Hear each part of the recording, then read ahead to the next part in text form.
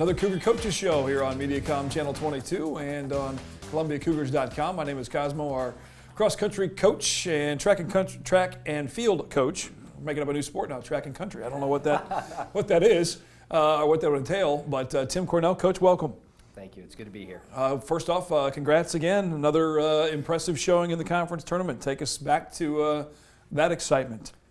It seems like it's been a long time now. I know it hasn't been, but another good year for our men, coming home with their third conference championship in 4 years, and a close call on the women's side, finishing second overall. But I still think they had a great year. Just didn't quite get that conference championship that they wanted. This 4-year mark, I think, since the new sports came in, or that first wave of the new sports with your two cross-country squads and the women's soccer team and the golf programs coming in, was asked a lot at that time when the announcement was made and the press conferences were held. How do you think these teams will do? Will they compete? And the answer was simply yes. That's kind of what happens at Columbia College. The athletes, the student athletes are competitors both in the classroom and in this case on the track or on the courses, and your guys especially this year just really impressed. Yeah, it starts with the structure. I mean, Bob has been here for so long and set such a wonderful precedent and provided wonderful resources for our athletes to perform in, and that's really where it comes from. He started it all. He's put that structure in place and given me an opportunity to build a cross-country team. And not only did you win it, but you looked down the finishing order. I believe it was everybody, right? Wasn't it pretty much a clean sweep, if I remember right? We were close. Close to the clean sweep. I know that the men really wanted to sweep. That's all right. Now talk a little bit about some of your athletes that really had a stellar year, because you had a range of guys that have been here before, and then you had some freshmen that really tore it up all year. Yeah, well, I'll start with Tommy Skoski, and he was our conference champion this year, and he was an athlete who made gigantic strides for us during this year and really stepped up and became a leader. This is Tommy's junior season, so just completed junior year for cross country, and will be a junior in indoor and outdoor track. And I was so impressed with where he came from last year, and his sophomore year was not good, to where he came to this year. His maturation level improved, his physical training improved, and his outlook on where he needed to be from an emotional standpoint and looking at his training improved. And that translated into much better times in cross country. And one of our only guys in history to place within the top 100 in the NAIA cross country meet. So a wonderful season by him. And the next guy that I think you have to mention is Tyler Lawson, and he's a freshman for us this year. Comes in and is our #1 runner in the majority of our meets, including the national meet. Kind of had a down meet at the conference race, but really improved from his high school times and has been an impact both on and off the course for us. I think right off the jump, I think if I remember right, one of the first meets he was conference runner of the week, or one of the first couple weeks of the season. I think it was out there at least. Yeah. And you quickly realize exactly how talented he was, and that's got to be rewarding at some point as the coach who recruited him. You're thinking, this kid has a chance to be really good, and then to have it come to fruition in his freshman campaign has got to be rewarding both for him and for you. Well, you dig a lot in recruiting, and sometimes you strike gold, and sometimes you don't. And in his case, we actually absolutely struck pay dirt. So. He's a kid that didn't get a ton of love in recruiting, and we really liked him and thought he was going to be good, had a great attitude towards track and field and cross country, has brought that here, increased his training level, and has been a great runner for us this year. As you mentioned, the women just came up just short in the tournament a little bit, but they also had a pretty outstanding season. Talk about some of your runners on the women's cross-country team. Yeah, they had a great season, and they came up 3 points short, and that is not the thing that I want them to remember, because they ran a really good race to come up 3 points short. And if you'd told me some of the things that would have happened before, I would have said we probably win, but it just wasn't quite our day. Emily Schultz has been our leader all year long. Emily was second at that conference race and has just gotten better and better and better. And the thing that's most impressive about Emily is she comes from a high school program that's highly touted throughout the state in West Plains. And it's very hard to come from a really good high school program and to reset and refocus and engage yourself in a good college program at the level that you did at the high school program, just making that transition. She made that transition very successfully and has continued to improve upon her high school times to the point where she's the second best runner in our conference, an indoor track and field All-American, and we look forward to seeing what she can do during her final campaigns in track. When the track rolls around here. Now with the national meet, once you won the conference, then talk about how it played out for nationals and how many schools are actually at that meet, or how many teams actually end up at that meet. I think it's a little different than your normal. Well, for instance, with the with the volleyball tournament, there's a bracket and there's teams that come down, whereas you guys it's kind of one big event. Talk about how the nationals played out and how the Cougars did. It is. So the format, there are 36 teams that make it to the national championship. If you win your conference meet, then you qualify automatically as a team. And then there are a number of at-large berths that are available for some of the better teams that didn't win their conference, that have stronger conferences. So we ended up 21st on the men's side, which was a solid showing. I don't think any of us thought that we had our best day at the national meet. But to be there and to establish some consistency within the national ratings was wonderful. The course is much different in Charlotte than what we're used to. We're used to rolling hills, we're used to grass, we're used to wide areas.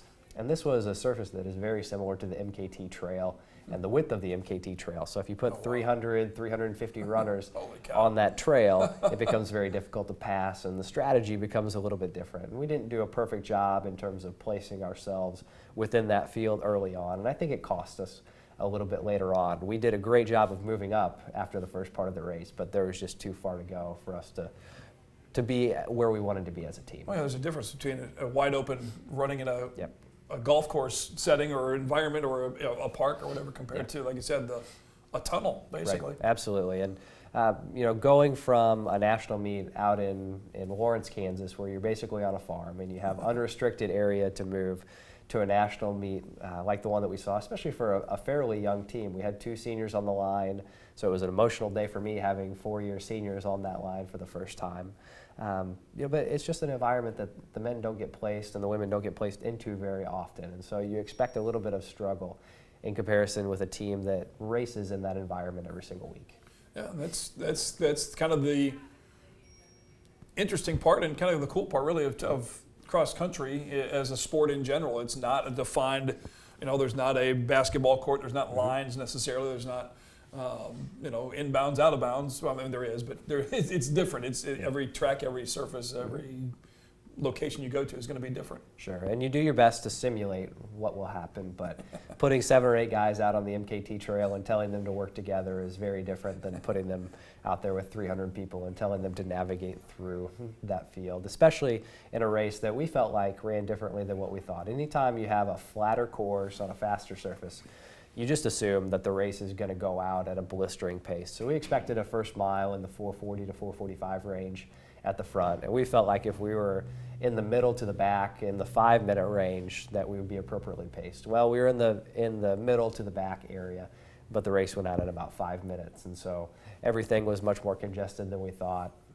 And it did cost us a little bit, but hindsight is always 20/20. Absolutely. So now here we are as we film a couple weeks out from Christmas.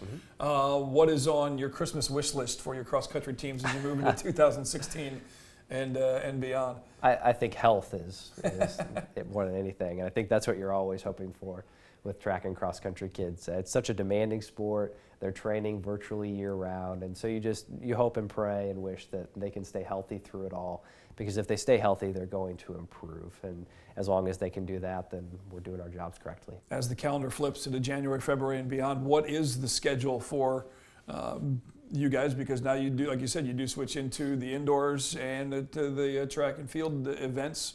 What is that schedule like for Coach Cornell and the track and field? Well, we open up in mid-January, and we're going to go to the University of Missouri opening meet. And that's one that we've used in the past. It's a great opportunity because most of our athletes are local at this point for mom and dad to be able to come out and watch the first meet. In indoor track, we are really focused on training at that point. January is such an early time in the year to be a track and field athlete. You never expect that your best performance is coming out in January. That's really what May and June are for us at the collegiate level. And so it's a matter of balancing tactics and training and staying healthy. Gotcha. Now what about actual competition after the Missouri meet? When you get into track and field meets officially starting, and entering some of those meets as well? Yeah, so we kind of make an old Big 12 tour, I guess you could say. So we go to the University of Missouri, and then we go to the University of Nebraska, and then we go to the University of Kansas for our first 3 meets. And really those are fairly regional meets, so there will be a lot of Division II, NAI, and community colleges that attend those meets, and it will provide great depth for our athletes so that we can place them in an appropriate heat so that they can learn to race a little bit better on an indoor track, because it is very tight, whether you're a sprinter or a distance runner, and provide great competition so that they can push themselves and just see how fast they can go. And now, as far as with the new track and field program, what is the timetable on that? Because when is well, I mean, you're already competing in some of those events, Yeah. and have been with the cross-country runners, but when is the first meet with throwers and jumpers and some of those things added into the mix? So we'll have throwers and jumpers competing in January, Wow. and we have a number of talented people on the team right now. We're a group of about 30, and we're looking to continue to grow as we go along and become deeper and more talented. But building a track and field team is much different than building a cross-country team when you're looking for 7 athletes on either side versus looking for 30 athletes on either side to really help you compete and win a conference championship. That's a much taller task, but I do have a wonderful support staff, and Coach Jex and Peterson and Nichols and Angela Santes. So, having all of those people around certainly helps, and it allows me to do things that I haven't done in the past from an administrative point. Especially with talking about all the different athletes that you have to recruit with the throwers and the different specialties, and some are doing a couple, and some of the runners are doing several different disciplines and events, and it's a whole different plan when you head to a meet in that regard. How many athletes do you currently have on the track and field team, and how many are you? What's that top out, that max number? Yeah, we're about 30 right now, 25 to 30. If I'm doing my math correctly, and that's small for a track and field team. So we're by no means fully grown, and track meets have gotten a lot longer for me now. So we're used to kind of blowing in, running some distance races, and then getting out before most of the teams and being home a little bit earlier. But it's going to be a very, very good thing. So that's a good problem to have this time around. It might be longer days at the track, but I more rewarding. love watching our kids run. I love watching our kids compete because they train so hard, and they put it all out there on Fridays or Saturdays whenever we compete.